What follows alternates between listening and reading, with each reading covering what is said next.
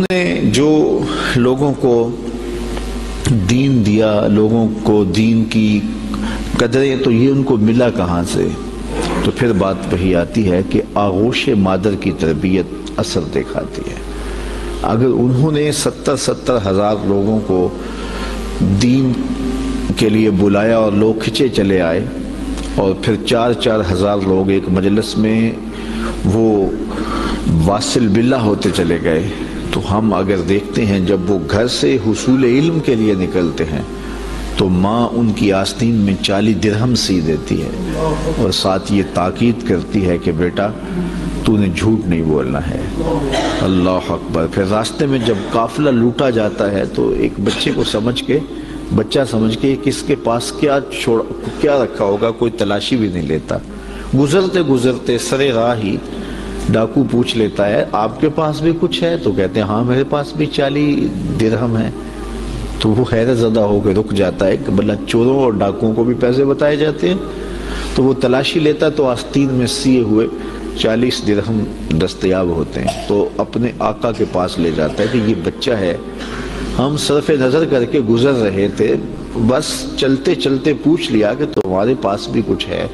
تو اس نے کہا کہ 40 درہم ہے۔ تو تلاشی لی تو واقعی 40 درہم، یہ کوئی انوکھا سا بچہ ہے۔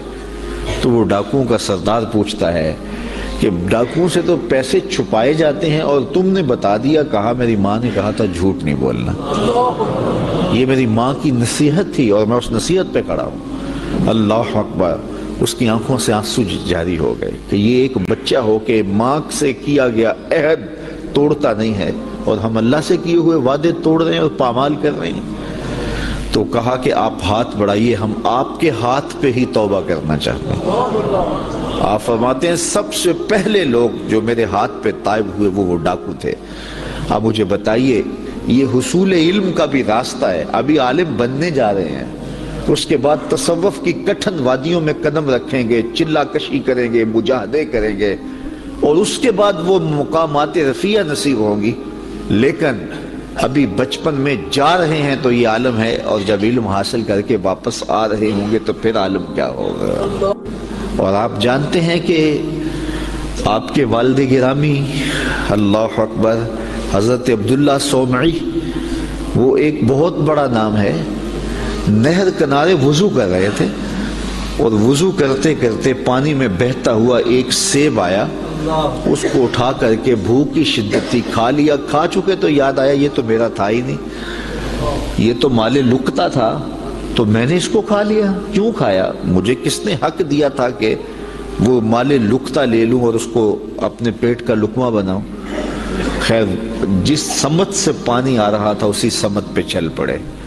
بہت دور جا کے دیکھا کہ ایک باغ ہے سیبوں کا جس کی شاخیں لٹک رہی ہیں پانی میں، سمجھ گئے کہ یہاں سے ٹوٹا ہوگا، گرا ہوگا، تو باغ کے مالک کے پاس آپ سے ملنا ہے پوچھ، اس نے بڑا اعزاز دیا، کہا جی بتائیے۔ اس نے کہا کہ بتائیے کس کام آئے ہو؟ اس نے کہا کوئی آیا ہے، اس کو کچھ چاہیے ہوگا۔ تو کہا حضرت آپ کے باغ کا ایک سیب میں نے کھایا ہے، اور وہ ایسے وضو کر رہا تھا تو غلطی سے میں نے کھا لیا ہے، تو اب اس کا کیا ہرجانہ ہے میرے ذمہ؟ اس نے غور سے دیکھا کہ یہ کوئی معمولی بات ہے جو کر رہے ہیں۔ اس نے کہا، اس کے تیور بدل کے، پہلے تو مہمان نوازیاں تھی، کہا نہیں ایسے نہیں معافی ملے گی۔ کہا کیسے معافی ملے گی؟ کہا 12 سال میرے باغ کی گوڈی کرنی پڑے گی۔ ایک سیب کے بدلے 12 سال؟ لیکن وہ بھی کوئی صاحب نظر تھے، اور وہ بھی اس دوران ان کی تربیت کرنا چاہتے تھے اور انہیں دیکھنا چاہتے تھے، تو کہا کہ 12 سال تمہیں میرے باغ کی گوڈی کرنی پڑے گی۔ تو تیار ہو گئے کہ ٹھیک ہے، وہ میرا گناہ تو دھل جائے گا، تم معاف تو کر دو گے۔ آج غوث پاک کی 11ویں پکانے والے دیکھیں وہ کس مال سے پکا رہے ہیں۔ یہ میں غوث اعظم کے والد کی کہانی سنا رہا ہوں۔ اللہ اکبر۔ 12 سال گوڈی کر رہے ہیں، 12 سال۔ 12 سال کے بعد ایک دن باغ کے مالک نے کہا کوئی سیب توڑ کے لاؤ، تو وہ سیب توڑ کے لے گئے، تو وہ بھی کچا ہی تھا، وہ اس طرح کا پختہ نہیں تھا جس طرح کہ توڑ کے پیش کیا جاتا ہے۔ تو کہا 12 سال ہو گئے میرے باغ میں کام کرتے ہوئے، تمہیں ابھی تک یہی نہیں پتا چلا کہ اچھا سیب کون سا ہوتا ہے؟ کہا ایک سیب کی سزا کاٹ رہا ہوں، مجھ سے قسم لے لو 12 سالوں میں نظر اٹھا کے سیب کی طرف دیکھا بھی ہو، میرا کام جڑوں میں گوڈی کرنا ہے وہی کرتا، میں اوپر کبھی 12 سال میں نہیں دیکھا۔ اللہ اکبر۔ تو فوراً سینے سے لگا لیا، کہا تمہارا گناہ معاف ہو جائے گا، اب ایک شرط رہ گئی ہے۔ تو کہا حضرت بتائیے۔ کہا میری ایک بیٹی ہے جو آنکھوں سے دیکھتی نہیں، کانوں سے سنتی نہیں، زبان سے بولتی نہیں اور پاؤں سے چل نہیں سکتی، تو اس سے تمہیں نکاح کرنا پڑے گا۔ اب شادی انسان کی زندگی کا اہم مرحلہ ہوتا ہے، سوچ سوچ کے انسان قدم اٹھاتا ہے، زندگی پوری گزارنی ہے۔ کہا پھر اس کے بعد معافی مل جائے گا؟ اس کے بعد معافی ہے۔ نکاح ہو گیا۔ کہا جائیے اپنی جو ہے وہ دلہن کے کمرے میں۔ جہاں گئے تو وہاں صحیح الاعضاء ایک خاتون، ایک لڑکی منتظر تھی، تو واپس دوڑ آئے اور دوڑتے ہوئے جو ہے وہ ماتھے پہ دروازے کی چگاٹ جو تھی وہ دروازے پہ لگی۔ تو آگے حضرت شیخ تھے ان کے، اس بچی کے والد، تو کہا کہ دوڑ آئے ہو؟ کہا حضرت پہلے ایک غلطی کی سزا اتنی لمبی بھگت رہا ہوں، تو وہ جس سے نکاح آپ نے پڑھوایا تھا وہ تو نہیں ہے، یہ تو کوئی اور خاتون ہے، صحیح الاعضاء ہے۔ کہا وہی تمہاری بیوی ہے۔ کانوں سے بہری اس لیے ہے کہ آج تک اس نے غیر محرم سے ہم کلامی نہیں کی، اور زبان سے گونگی اس لیے ہے کہ غیر محرم سے کبھی بات نہیں کی، نابینا اس طرح ہے کہ اس نے آج تک غیر محرم کو دیکھا نہیں۔ اللہ اکبر۔ پاؤں سے اپاہج اس طرح ہے کہ آج تک یہ جو ہے وہ غیر محرم کی طرف چل کے نہیں گئی۔ یہ حضرت غوث اعظم کی والدہ بنی، اور یہ بزرگ جنہوں نے سیب کھایا تھا یہ حضرت غوث اعظم کے والد بنے۔ پھر اللہ نے ان دونوں کو جو شہزادہ دیا اس کا نام شیخ عبد القادر جیلانی۔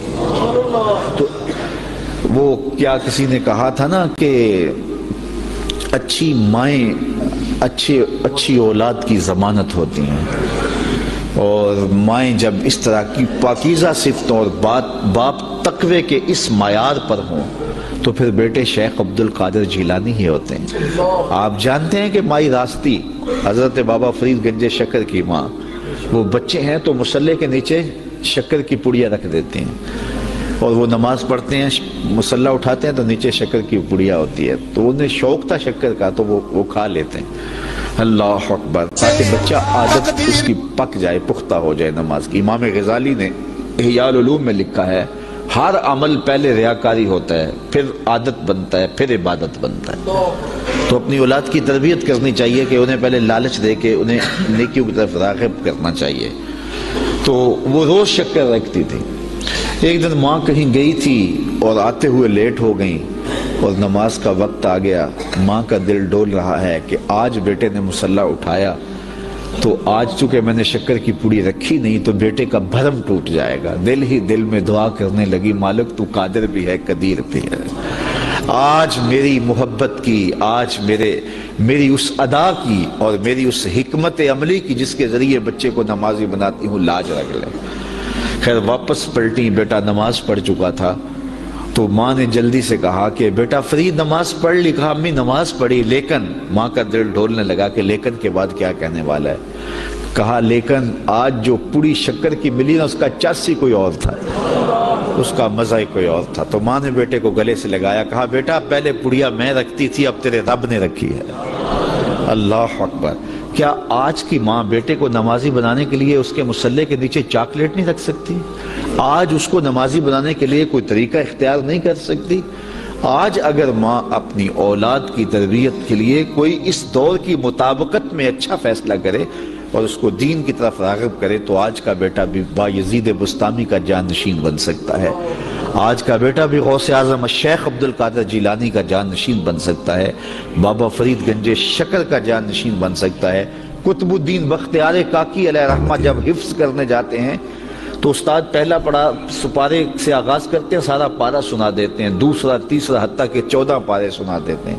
15ویں پارے سے استاد جی شروع کیجیے۔ کہا جس درس گاہ سے 14 پارے حفظ کیے ہیں وہیں سے باقی پارے بھی حفظ کر لیے ہوتے. کہا میری ماں کو 14 پارے آتے تھے اور جب صبح اٹھتی تھی اور اتنی دیر تک جو ہے وہ رکتی نہیں تھی, کام بھی کرتی رہتی تھی, 14 پاروں کی تلاوت بھی کرتی رہتی تھی.